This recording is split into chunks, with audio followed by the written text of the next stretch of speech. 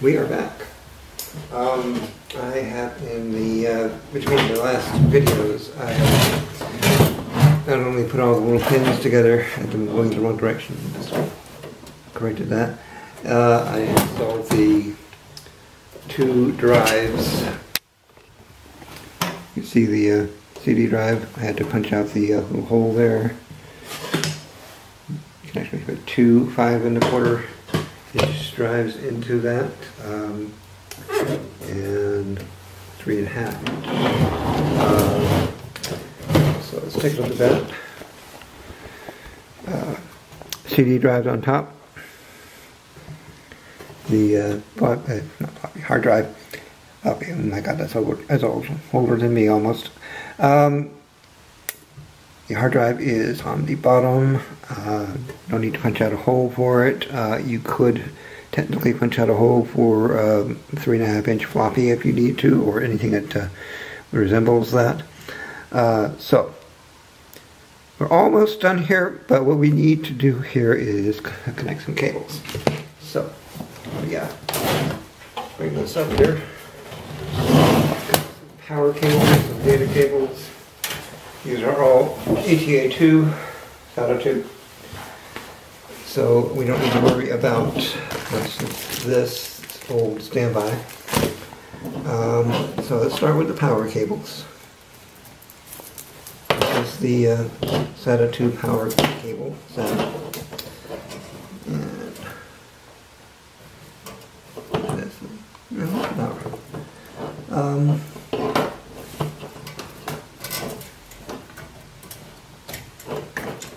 And it only goes in one way, and pop goes in, and actually more than one for that, but let's see.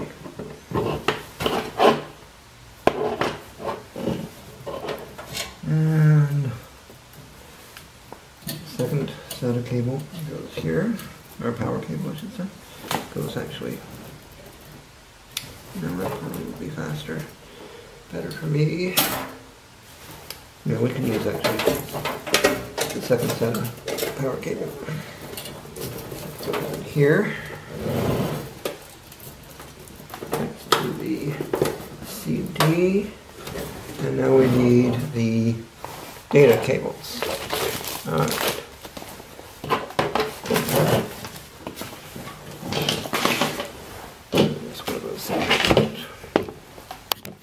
So this is one side of cable.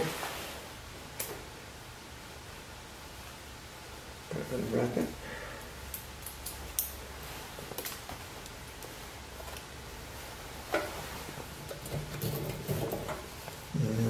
And there's only one way to go in. And see if I can get it right the first time. Of course, I can't. So 50-50 shot, and I messed it up. Alright, so this is the hard drive. So when you start up the system, it's going to probe things to that sounds so crude. It's going to probe it to see what's in there, and it's going to assign various addresses depending on where you put it. And if you look at the SATA 2 labels here, it's actually 4 and 5.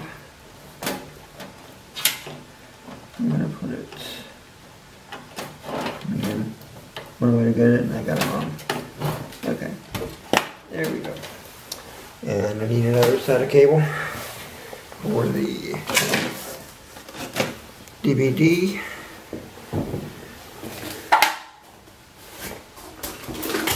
Buried around here somewhere.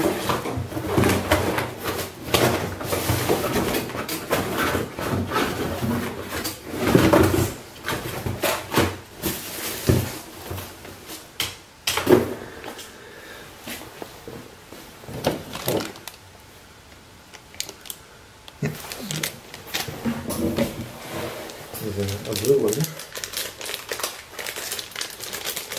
And that's the why it's blue, maybe it's sad, I don't know. Alright, so definitely have the you the opportunity to distinguish between the two. So we're going to put this on the second one. Let's see if we can actually figure out which way this goes here and get it right the first time. And boom, we did. Doesn't matter which end goes in, they're bidirectional. So, and this goes up. And do we want to wind through cabling? Why not? Okay, so. I'm going to put that in the wrong way. Alright, so. There it goes. Okay. So everything is hooked up. And I'm going to stop the video here. Change batteries again, and hopefully when I come back we will be able to power this sucker on. Thanks for watching. Okay, we are back. In the interim I have put the monitor together and got the case upright, keyboard installed into the USB 2 ports, so we'll be able to tell right away whether or not that works. Have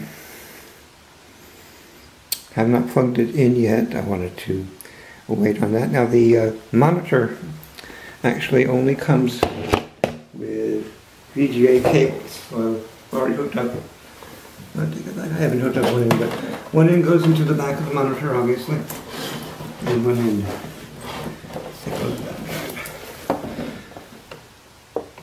This goes here.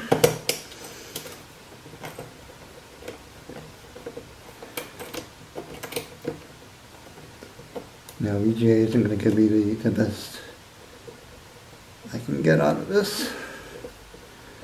Actually SVGA. But that standard has come a long way. But it will give me a picture and then we'll be able to tell whether or not things are working. Case cover all the way. And let me plug this into the back of the computer here. Now one thing I did forget was the cover for the little folks here.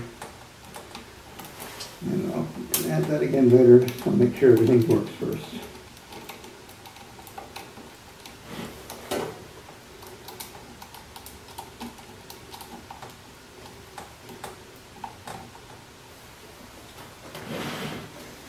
Alright, so turn the monitor on. It's going to tell me no signal.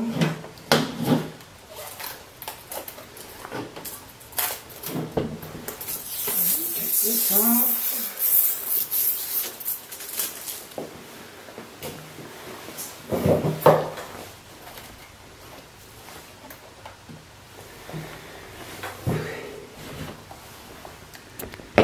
So good, checking the signal. I'm just going to say no.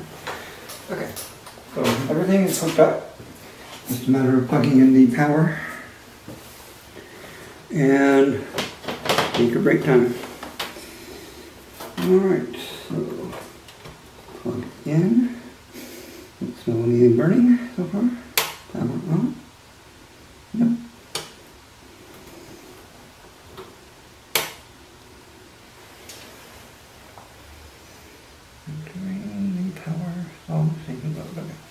Alright, so I'm not getting any power, which means it's time for troubleshooting. First, let's make sure we're plugged in on the other end. We are. Alright, so I'm going to turn the monitor off right now. There's no power like that. It's usually because something isn't quite connected right. So let's take a look at this. I had to turn the light out because it was using a power plug. Hopefully you can see well enough here.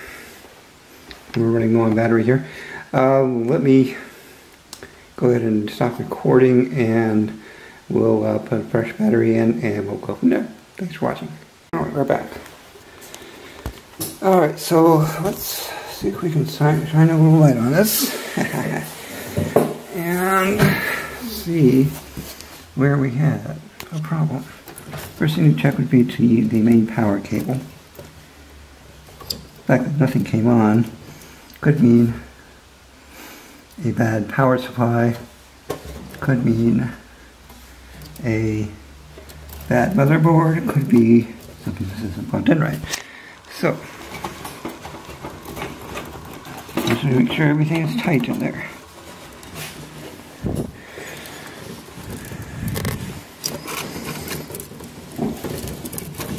This is the main power plug.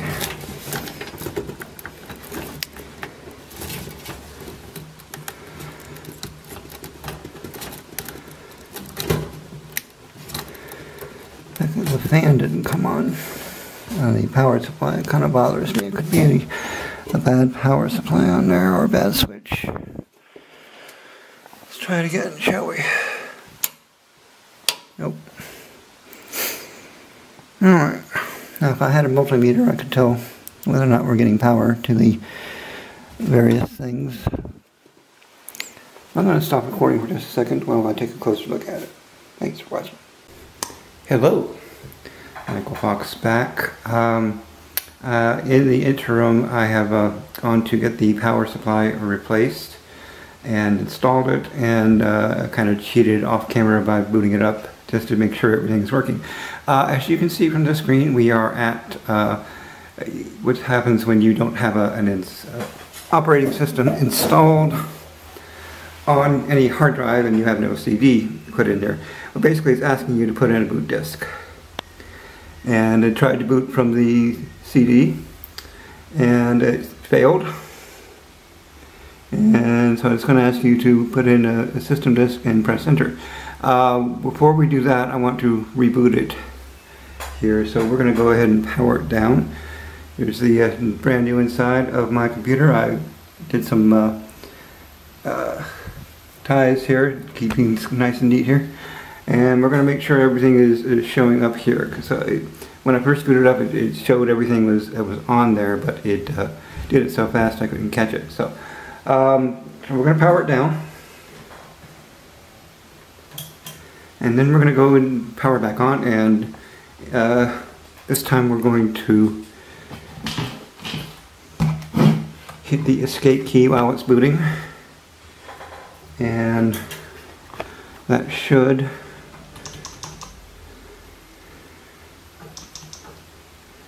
okay.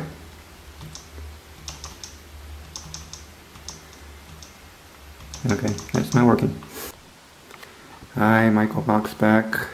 We're going to try it a little differently this time. I was hitting escape and it turns out I should be hitting delete.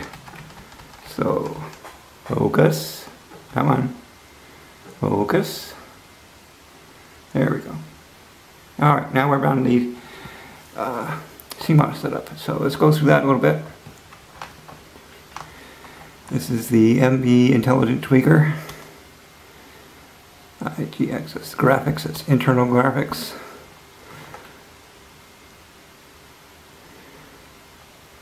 And okay, so basically it's asking if you want to enable the internal graphics or not. We do. So we're going to accept that. Frame buffer size, it will divide the system memory. Okay. In this case, we want to change that because I want as much memory going to the video as I can here. So we're going to make that 1024. Surround view, no idea what that is. Onboard VGA output connect. We are going to use the HDMI for right now. Actually, we leave that at auto. Okay, VGA core. Not even going to worry about that right now. Alright. So,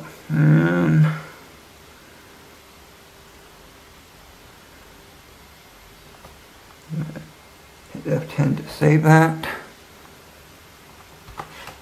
Okay, so basically what that did, that did the initial setup on the computer. Now what I want to do after it boots up again, well, I'm going to have to reboot this because I want to play around with the settings here, make sure everything was detected.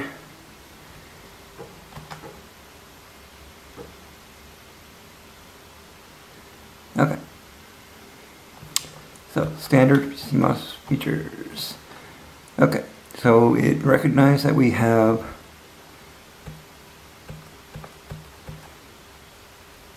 a DVD on the IDE channel.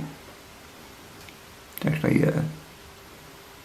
not quite right, but it recognized the DVD drive anyway.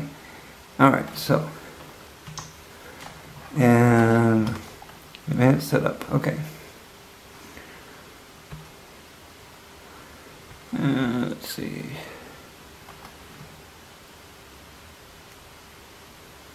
Okay, so it enables the 6 cores, hardware-assisted virtualization, which helps them perform system running virtual machine software. We're not going to worry about that. We're not going to be running virtual machine. AMD cool quiet, CPU core master mode. Not going to worry about any of that stuff right now. Hard disk boot priority. Bootable add-in cards.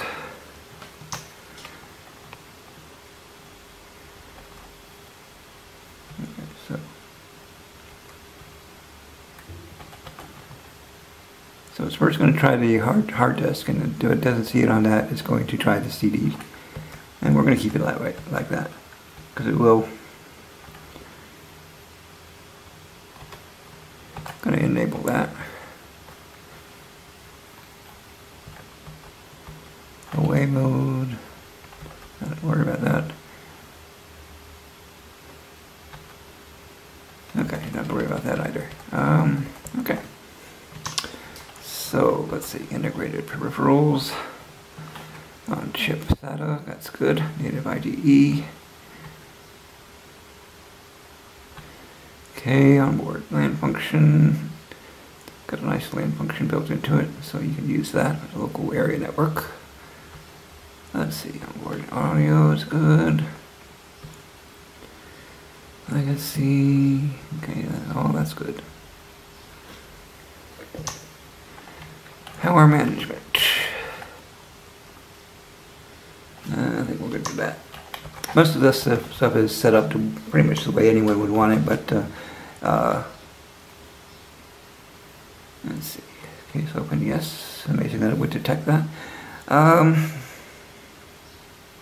And you can see the temperatures of the of everything on there. It's sort of pretty standard there. Okay. Let's go over here. So see, the fail-safe defaults are when you change the system to increase the processor speed and things like that. Overclock it, basically. And if something fails, then you load this one on boot, and it basically puts it into the state that it was when you first boot it up. And optimize, that's something that if you found a system that works better for you. Okay, we're going to go ahead and that, and it's going to boot back to where it's asking for a boot up drive. We're going to leave that for another video here, if you can, but I do want to thank you for watching, and have a great day. And we're back. We are about to put in the Windows 7 disk into the CD. It's getting power. Let's make sure everything is working as far as that goes.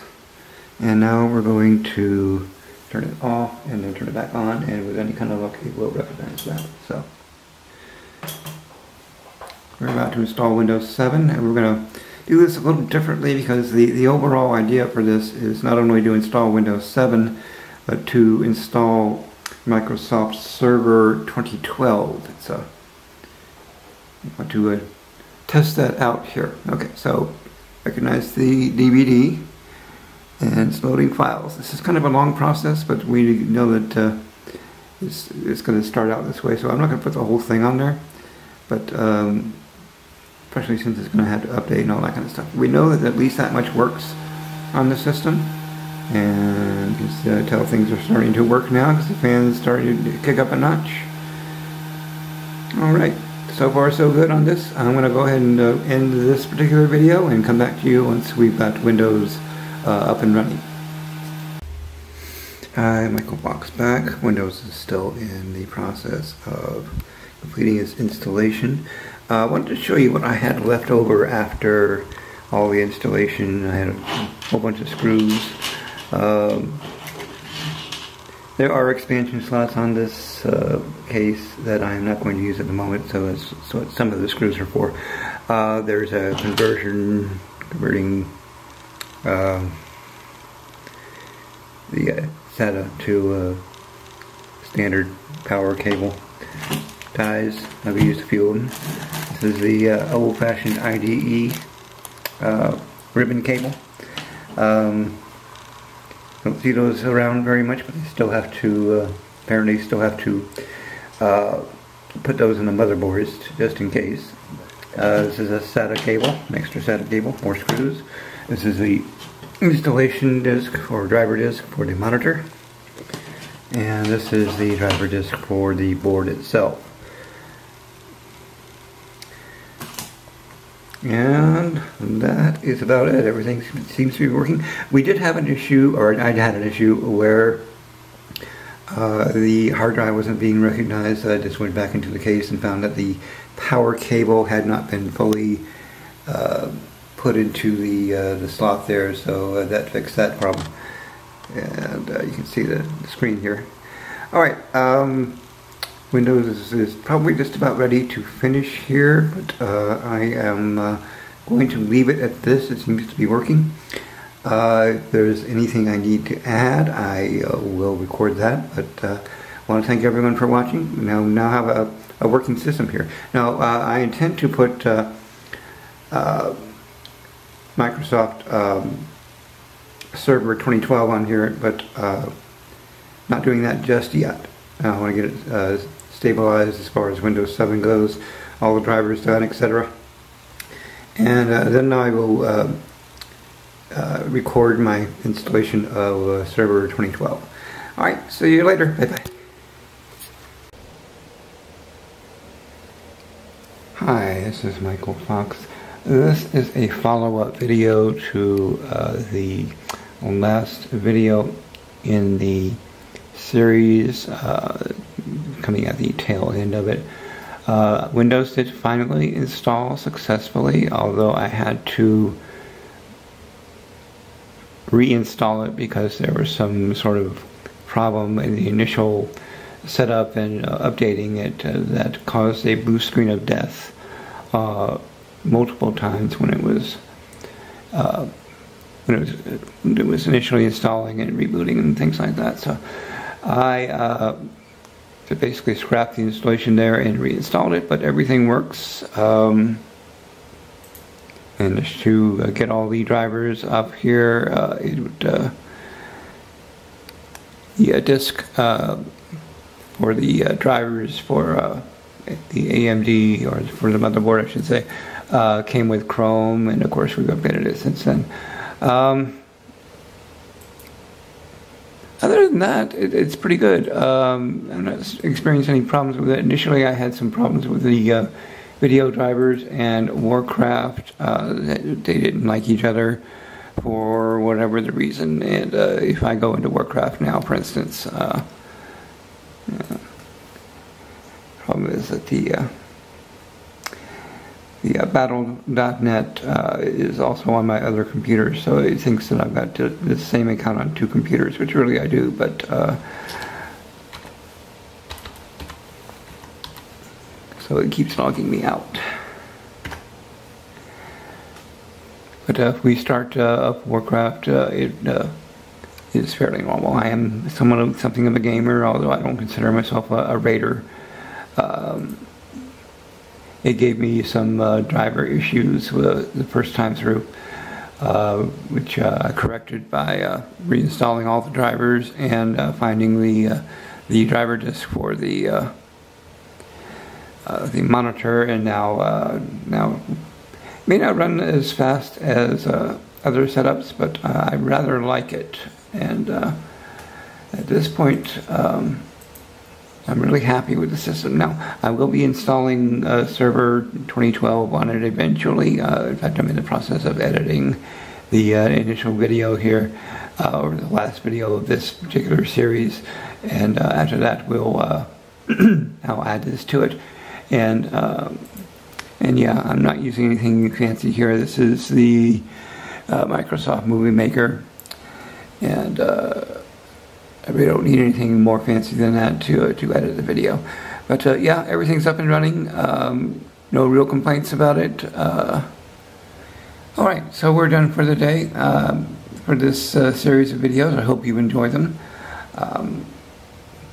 I know I'm not the most entertaining host you'll ever find, probably not the most knowledgeable that you'll ever find, but I got the job done, and that's the important part. Thank you all for watching.